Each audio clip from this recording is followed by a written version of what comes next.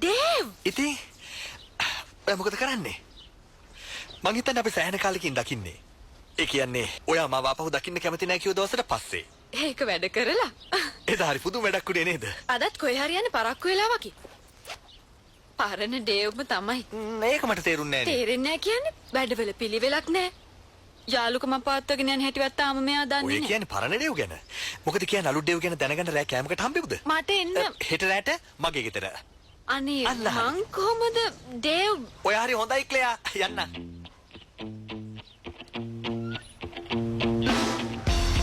So everything's different. I guess that's okay. 'Cause those thoughts that used to hold me down have all gone away.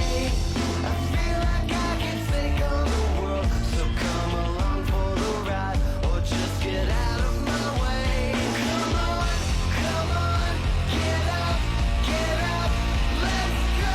Won't you follow me? Won't you follow me now? Let's go, won't you follow me now? Won't someone follow me now? අපි මේ කොහෙද? අපේ කලාව නවීකරණය වෙලා. මම නම් කැමති. ප්‍රියංකලයි සුකෝමලයි.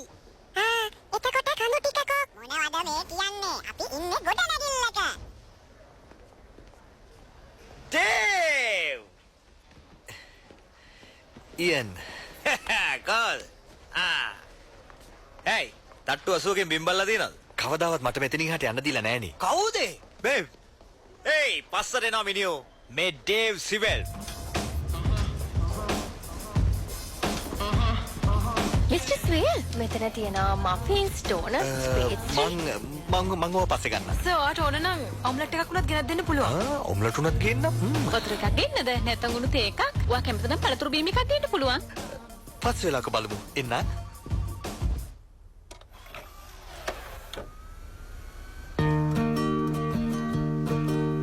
My sweet love, if you die tonight, I'll wait on the other side to pull you through the abyss of death.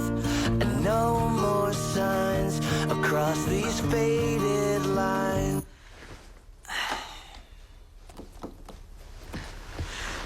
අපි සින්දුව ගැන කතා කරමු.